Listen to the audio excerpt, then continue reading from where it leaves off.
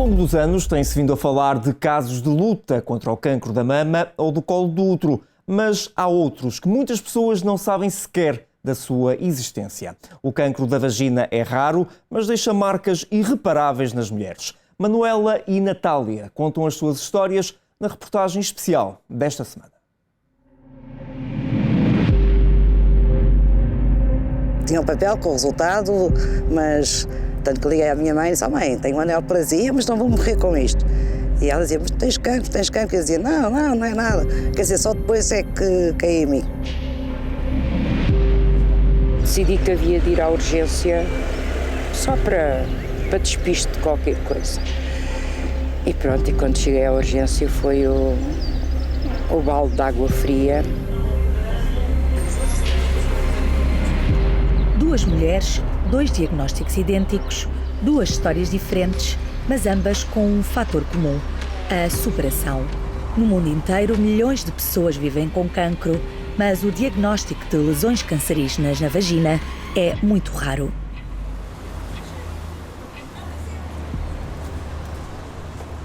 Dentro dos tumores ginecológicos, os tumores da vagina ainda são mais raros. Varia-se cerca de 4 a 7% de todos os tumores ginecológicos, portanto é uma patologia bastante rara e por isso também não se falar tanto nela. Cautelosa com a saúde e com uma vida ativa, Manuela Lopes Pires viu a vida virada do avesso depois de ser diagnosticada com carcinoma intraepitelial de grau 3. Eu tinha uma mancha, portanto andava a ser seguida pela minha médica. Ela dizia que era um fungo e, portanto, eu aceitava uma pomada e mais outra. Eu realmente melhorava, depois voltava a piorar. Tinha ardor, doía também um bocadinho, aquilo ficava estilo em ferida, depois parecia que escamava, e portanto, pronto, eu nunca tinha tido uma coisa daquelas, não achava que era minimamente normal. Mudou de ginecologista e foi aí que descobriu que tinha uma grande lesão na vulva. Apesar do choque, teve pouco tempo para processar a doença. Que eu soube num dia às 5h30 da tarde e no dia seguinte estava no Hospital Garcia Duarte às 8 da manhã a fazer um tratamento de laser, queimada de cima a baixo, e portanto não tive tempo de cair em mim. Foram 3 anos em tratamentos de laser e crioterapia que se revelaram eficazes. A equipa médica decidiu fazer nova biópsia e descobriu-se que, afinal, ainda haviam células cancerígenas. Manuela foi encaminhada para a cirurgia. Primeira, portanto, não foram atingidas as margens de segurança. Portanto, ao fim de 11 dias, soube que tinha de ser novamente operada. Tive a notícia também que tinha de tirar o útero, porque o meu útero estava muito dilatado, a qualquer momento ia arrebentar. Portanto, foram 2 sítios fulcrais de uma mulher que tiveram de ser removidos, não é? Apesar de curada, Manuela ficou com mazelas para toda a vida. Estamos a falar de órgãos muito sensíveis, de estruturas muito sensíveis e muitas estruturas à volta importantes, como a parte urinária, a parte intestinal, e, portanto, é uma área muito difícil em termos cirúrgicos. Fiquei sem o pequeno lábio no lado direito. Foi completamente extirpado. Isso tem alguma alteração no dia-a-dia? Não. Pronto, e é assim... O médico na altura até me disse: está ótimo, não se nota nada. É assim. E era coisa ao médico, o problema não é o notar-se, o problema sou eu emocionalmente. Não era um desejo de criança, mas a maternidade ficou fora dos planos. É um caso dúbio, porque por um lado sinto pena, às vezes olho e digo, tenho pena, mas por outro lado eu também, há aquelas mulheres que nascem e que dizem assim: eu nasci para ser mãe. Eu não. Nunca tive esse apelo, tenho que ser mãe para me realizar. Em fases iniciais, este tipo de cancro não apresenta sintomas. Comichão, dificuldade para urinar, sangramento ou dor são motivos para que se procure um médico.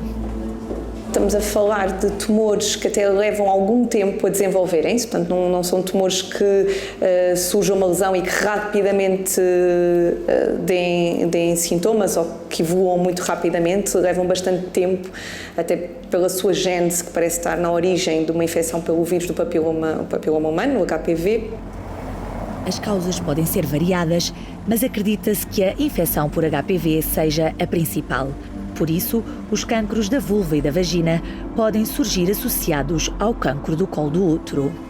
Há também algumas relações com outros fatores, como o tabaco, pessoas ou doentes que sejam imunossuprimidos, também existe uma relação importante.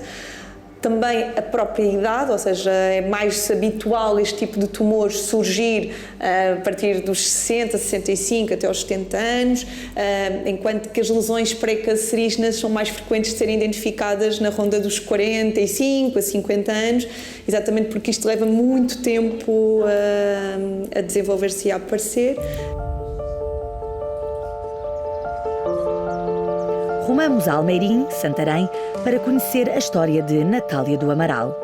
Aos 62 anos, ficou em alerta depois de um pequeno sangramento que levou ao diagnóstico que jamais imaginou. E era um carcinoma maligno, era o chamado cancro em grau 4, ou carcinoma em grau 4, que já é o pior. E os médicos ficaram todos sem saber o que havia de fazer, porque era um carcinoma na vagina e no reto. Segundo me disseram a mim, aparece a 0,2% das mulheres no mundo. Portanto, foi assim um abanar para todos os lados.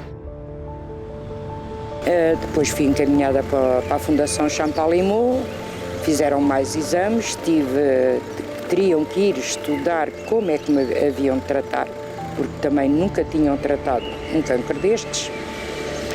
E só ao fim de 2 meses então é que optaram por começar um tratamento de quimioterapia e rádio simultaneamente. Foi submetida a 6 meses de tratamentos muito intensivos. Natália sentiu-se anestesiada durante o processo, mas recorda 2 momentos marcantes: a queda de cabelo e os efeitos da radioterapia. A queda de cabelo foi logo ao fim de 15 dias.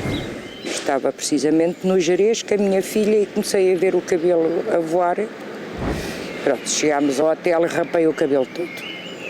A radioterapia incidiu onde estava o carcinoma, que tinha 6 centímetros de comprido. Portanto, eu posso lhe dizer que fiquei toda em carne viva. Portanto, nem é preciso. Não é preciso dizer mais nada. No caso da radioterapia, temos que pensar sempre que estamos a aplicar uma radiação naquele local, portanto vamos ter queimadura daquela zona. A queimadura será não só da parte de fora como é interna e, portanto, também temos os órgãos à volta, como eu disse mais há pouco, que é a bexiga, o reto, portanto vão ser órgãos que podem ser afetados. Temos toda também a estrutura óssea e conforme quanto maior for a lesão e quanto mais invadida tiverem também as cadeias linfáticas, maior vai ter que ser o campo da ação da radioterapia. Quanto maior for o campo, maior são as consequências. As dores eram de tal forma insuportáveis que não havia comprimidos nem pomadas que a conseguissem ajudar. Sem forças, Natália decidiu desistir do tratamento. O Dr. Marco Posanzini, que foi o meu anjo da guarda que eu encontrei na Fundação Champalimau, que era quem me fazia a radioterapia, apareceu-me em casa com uma ambulância e disse-me que eu tinha que continuar, não podia interromper o tratamento, nem que ele me tivesse que ir buscar todos os dias da ambulância, mas que não podia interromper de maneira nenhuma. E assim foi, levei o tratamento até ao fim, até que, portanto, ao fim de 6 meses, no dia 13 de outubro, no TAC que ele me fez, abraçou-me a dizer que eu estava curada, que nunca tinha imaginado que eu me curasse. Tinha sido um tormento o meu tratamento, porque eu ia sempre muito bem disposta e eles achavam que eu não tinha cura. Depois de tudo ultrapassado e de ter descomprimido de todos aqueles meses dolorosos, Natália entrou em depressão profunda. O cancro deixou-lhe um futuro incerto, tanto a nível físico como mental. Fiquei com o rim esquerdo sem funcionar, ficou queimado da radioterapia. O meu útero, segundo o médico, também ficou tudo queimado, mas pronto, tenho uma mais-valia, não tenho cancro do útero. Portanto, aí é uma mais-valia. A bexiga também foi afetada, fiquei incontinente total, fiquei com os ossos muito frágeis, eu já tinha algumas hérnias, aumentaram, engordei imenso com o tratamento e que nem consigo perder esse peso. Isto é algo que as pessoas não dão valor e não imaginam, porque quem olhar para mim diz que eu estou ótima. Eu tenho um atestado de invalidez de 83%, tenho o lugar do carro reservado à porta de minha casa. Sou constantemente alvo de piadas porque tenho o lugar reservado à porta. Porque as pessoas olham para mim e ela vende saúde. Manuela foi diagnosticada aos 41 anos e Natália aos 62. Ficaram sem chão, mas a coragem e a força levaram-nas à cura. São agora mais atentas a qualquer sinal e deixam uma mensagem positiva para quem está a enfrentar esta luta. Eu, nesse aspecto, era um bocadinho cobarde, entre aspas, porque isso não é, não vou deixar passar. E agora, a mais pequena coisa, aliás, como aconteceu há 2 anos, fui logo a correr, telefonei logo. Vigiem, ao mínimo sinal, vão ao médico, não tenham medo de ir ao médico, nem que seja uma coisa insignificante, mas vão, porque foi assim que eu detetei o meu. E quando aparecer, não pensem negativo, ou não pensem mesmo, pensem que vai dar tudo certo, não se deixem ir abaixo.